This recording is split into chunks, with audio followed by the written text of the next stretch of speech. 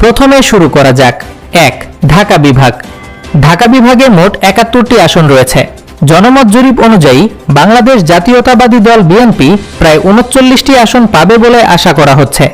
জামায়াত সমর্থিত জোট ২১টি আসন পাবে বলে ধারণা করা হচ্ছে। অন্যান্য দল এবং স্বতন্ত্ররা ১১টি আসন জিততে পারে। ২. চট্টগ্রাম বিভাগ। চট্টগ্রাম বিভাগে মোট ৫৮টি আসন রয়েছে। এখানে বিএনপি শক্তিশালী লিড পেয়েছে বলে মনে হচ্ছে।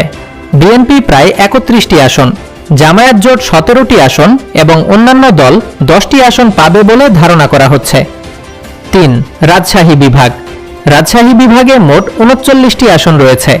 জনমত জরিপ অনুসারে বিএনপি 22টি আসন, জামায়াত সমর্থিত দলগুলি 13টি আসন, যদিও অন্যান্য দলগুলি 4টির মধ্যে সীমাবদ্ধ থাকতে পারে। ৪. খুলনা বিভাগ। খুলনা বিভাগে মোট 35টি আসন রয়েছে। এখানেও প্রতিদ্বন্দ্বিতা বিএনপির পক্ষে যাচ্ছে বলে মনে হচ্ছে।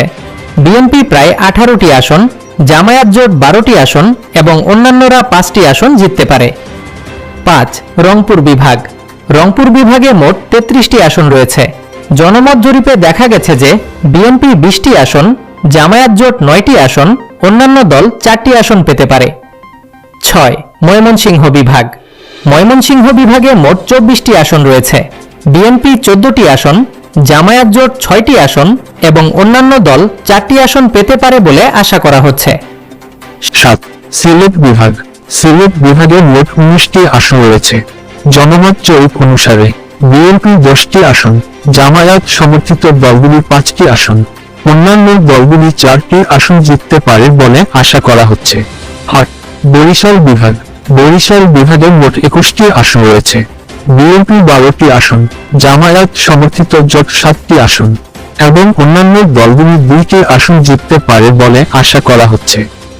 সামগ্রিকভাবে জনমত জরিপগুলি ইঙ্গিত দেয় যে 2026 সালের বাংলাদেশের নির্বাচনে বিএনপি 166টি আসন জিতে বৃহত্তম দল হিসেবে আবির্ভূত হতে পারে আমাদের জরিপ অনুসারে। যদিও জামায়াত সমর্থিত জোট 90টি আসন নিয়ে দ্বিতীয় স্থানে থাকবে বলে আশা করা হচ্ছে।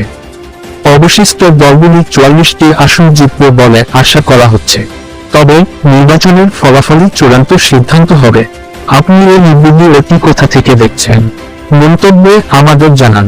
এবার বাংলাদেশকে সরকার গঠন করবে বলে আপনার মনে হয়?